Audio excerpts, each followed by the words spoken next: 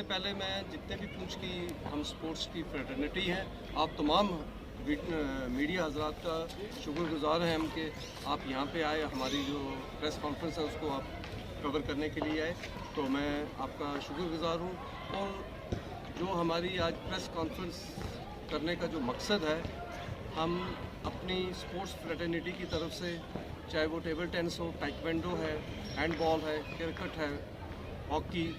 Boxing, football, ये जितनी भी यहाँ पे गेम्स हैं, एथलेटिक को ले लो, जितने भी यहाँ पे एसोसिएशंस के मेंबरान हैं, कोचेज़ हैं और जो ये यंग बडिंग प्लेयर्स हैं, हमारा यहाँ पे आज प्रेस कॉन्फ्रेंस करने का एक ही मकसद है। जैसे आप सभी जानते हैं कि हाल ही में हमारी जो यूटी एडमिनिस्ट्रेशन है, उन्होंने एक स्पोर्ट्स के लिए एक पॉलिसी बनाई 2022। अभी कुछ ही दिनों में ये पॉलिसी फ्रेम हुई है, तो उसी हवाले से हम आज यहाँ पे इकट्ठा हुए हैं। गवर्नमेंट का शुक्रिया करने के लिए, खासकर एलजी साहब का, और उनके साथ जो हमारे एडवाइज़र हैं स्पोर्ट्स के, जनाब फारूक खान साहब, secretary sports council madam Nuzrat Gul ji, director youth services and sports, commissioner secretary youth services and sports, और जितने भी उनके साथ बाकी डिपार्टमेंट्स के, स्पोर्ट्स डिपार्टमेंट के जितने भी एम्प्लॉइज़ ने इसमें काम किए और इसको एक वाज़ेह पॉलिसी फ्रेम की, तो हम शुक्रगुजार हैं एडमिनिस्ट्रेशन का। जैसे मैं आपको बताता चलूँ, हमारे जितने भी यहाँ स्पोर्ट्स के हमारे एसोसिएशन के डिफरेंट मेंबर्स हैं, सभी इस पॉलिसी को बाखूबी जानते हैं। तो इस पॉलिसी का बनाने का जो मेन मकसद है कि ये जो स्पोर्ट्स है, इसको एक कैरियर बनाया जाए अपना, और मैक्सिमम जो बच्चे हैं हमारे, तो वो ज़्यादा स्पोर्ट्स की तरफ इंगेज हैं, क्योंकि इस स्पोर्ट्स पॉलिसी में काफ़ी इंसेंटिव्स, कितने अवार्ड, और सबसे बड़ी बात है जितनी भी सर्विसेज हैं प्लेयर्स की या उनके एसोसिएशंस की, जितने भी ऑर्गेनाइजर्स हैं, उनकी सर्विसेज को यहाँ रिकग्नाइज़ किया गया है थ्रू इस पॉलिसी के तहत। तो इसमें यूथ जो है ज़्यादा से ज़्यादा इंगेज होगी। अगर मैं पुंछ की बात करूँ, पुंछ में तो आप सभी जानते हैं कि पुंछ में स्पोर्ट्स का बहुत अच्छा एक कल्चर है, और स्पोर्ट्स ही एक ऐसा मीडियम है जो हमें एक प्लेटफॉर्म पे अपना भाईचारा, जो हमारी कम्युनल हार्मनी है, उसको बरकरार रखती है। और उसके लिए स्पोर्ट्स का जो मीडियम है, मैं कहता हूँ सबसे ज़्यादा कोई इस चीज़ में जिसका रोल है वो स्पोर्ट्स पर्सनस का है। तो इसमें डिफरेंट चीज़ें हैं। जैसे मैं आपको बताऊँ, बेसिक जो इसका कंसेप्ट है, जैसे मैंने आपको बोला, रिकॉग्नाइज करना स्पोर्ट्स डिपार्टमेंट को और जितनी भी अथॉरिटीज़ हैं। उसके बाद कुछ अवार्ड्स यहाँ पे इंट्रोड्यूस हुए हैं, जैसे शेर कश्मीर अवार्ड है, वो 10 स्पोर्ट्स पर्सन को हर साल मिलेगा। उसके अलावा J&K खेल प्रोत्साहना अवार्ड, वो स्पोर्ट्स एसोसिएशंस को मिलेगा। और उसके अलावा स्पोर्ट्स एसोसिएशन के अलावा 2 वेटरन, कोई एक्सपीरियंस प्लेयर्स या ऑर्गेनाइज़र या रेफरीज, उनको भी ये दो अवार्ड्स उनको मिलेंगे। और उसके अलावा 5 best coaches of different game जो है पूरी स्टेट के अंदर, उनको बेस्ट 5 कोचेज़ को ये अवार्ड भी मिलेंगे इस पॉलिसी के हवाले से। उसके अलावा 1 लाख से लेकर 1 करोड़ तक के जो कैश अवार्ड्स हैं, वो भी इस पॉलिसी के अंडर आए हैं। ये वो प्लेयर होंगे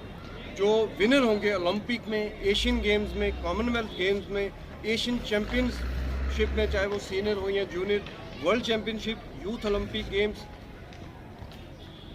इसके अलावा एक ट्रॉफ़ी नई इंट्रोड्यूस हुई है, गोल्ड रोलिंग ट्रॉफ़ी। ये बेस्ट एसोसिएशंस को मिलेगी, जिन एसोसिएशंस का जो एक्टिविटीज़ है वो देखी जाएगी कि कौन सी एसोसिएशन पूरी यूटी के अंदर किस डिस्ट्रिक्ट में, किस ब्लॉक में, स्टेट के हर कॉर्नर में अपनी एक्टिविटीज़ को ऑर्गेनाइज करते हैं। और साथ में जो एसोसिएशन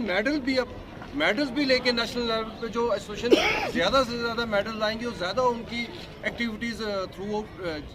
यूटी होगी, उनको मिलेगी गोल्ड रोलिंग ट्रॉफ़ी। तो उसके अलावा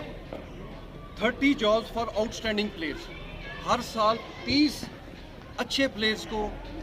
जॉब्स मिलेंगी इस पॉलिसी के तहत, जिसमें 5 गेस्टेड कैडर में होंगी और 25 नॉन गेस्टेड कैडर में। ये उनको होंगी जो मेडल लेंगे नेशनल लेवल पे या उनकी पार्टिसिपेशन, अगर इंटरनेशनल पे मेडल नहीं भी आता है और खाली उनकी इंटरनेशनल पार्टिसिपेशन है, उनको भी ये अवार्ड, उनको भी ये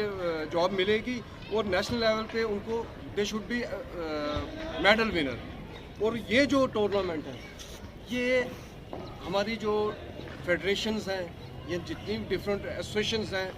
हमारी रियासत के अंदर, और या नेशनल लेवल पे या इंटरनेशनल पे हमारी इंटरनेशनल जो फेडरेशन है, जो ये टूर्नामेंट करवाएंगी, वहाँ पे जो अवार्ड लेके आएगा या वहाँ पार्टिसिपेशन ही होगी इंटरनेशनल लेवल पे, ये प्लेयर्स वो लोग जो है रिकग्नाइज होंगे और उनको जॉब मिलेगी। कहने से मुराद ये है कि जितने भी हमारी अपनी कंट्री के अंदर जो भी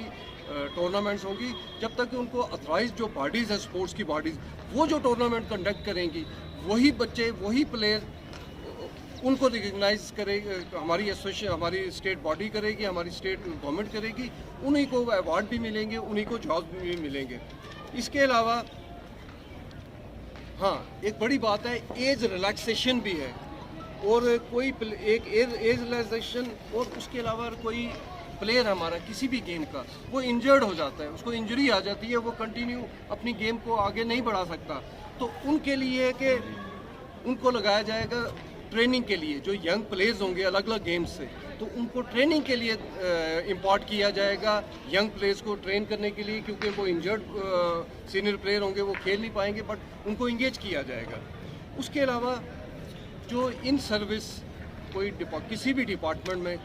कोई स्पोर्ट्स पर्सन है, कोई भी गेम खेलता है, अगर वो अपनी स्टेट के लिए कोई मेडल लाता है नेशनल लेवल पे, तो उनको उसको एडवांस इंक्रीमेंट मिलेगी, ना कि ये खाली स्पोर्ट्स डिपार्टमेंट में, कोई इंजीनियरिंग डिपार्टमेंट है, हेल्थ डिपार्टमेंट है, एजुकेशन डिपार्टमेंट है, किसी भी डिपार्टमेंट में अगर कोई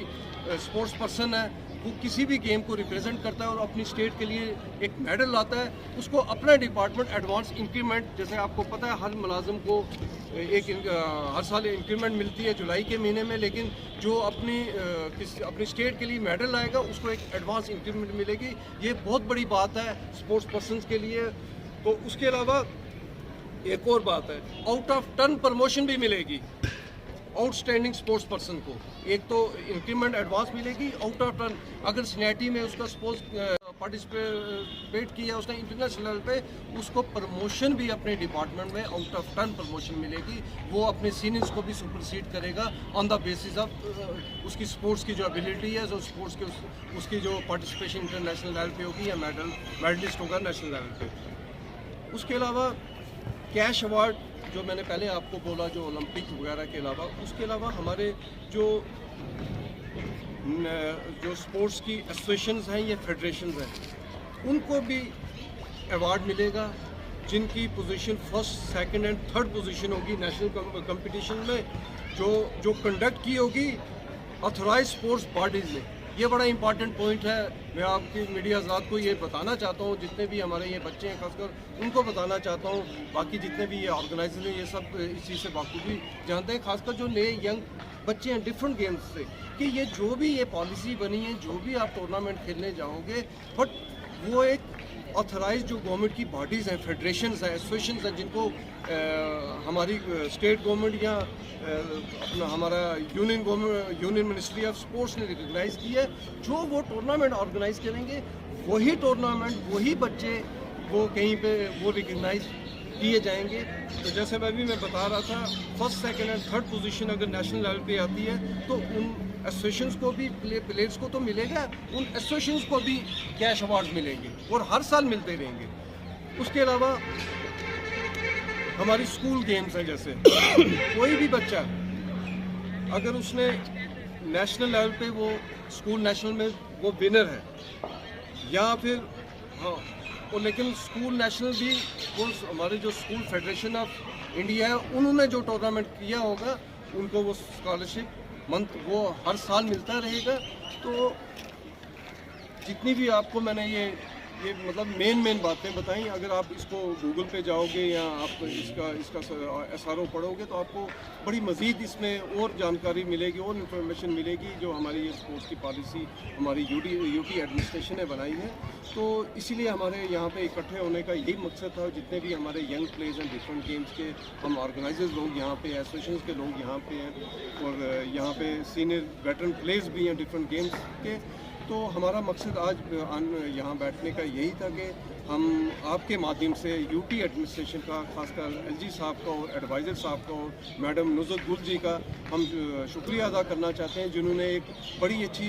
एक सही पॉलिसी बनी। पॉलिसी इससे पहले भी बनती थी लेकिन बच्चे अपने सर्टिफिकेट्स लेके दर बदर की ठोकरें खाते थे, उनको पता ही नहीं होता था कौन सा सर्टिफिकेट उनका रिकगनाइज एसोसिएशन का है या कोई नहीं है। आज हर चीज़ वाज़ेह हो गई है, everything is crystal and clear, her cheese transparent है। और जो भी ये जो मैंने आपको बताया, ये जितने भी अवार्ड्स हैं जो भी है, तो इनका नटशल यही है कि जितनी भी रिकगनाइज्ड बॉडीज़ हैं स्टेट के अंदर या हिंदुस्तान के अंदर, जो वो रिकगनाइज्ड बॉडीज़ जो टूर्नामेंट ऑर्गेनाइज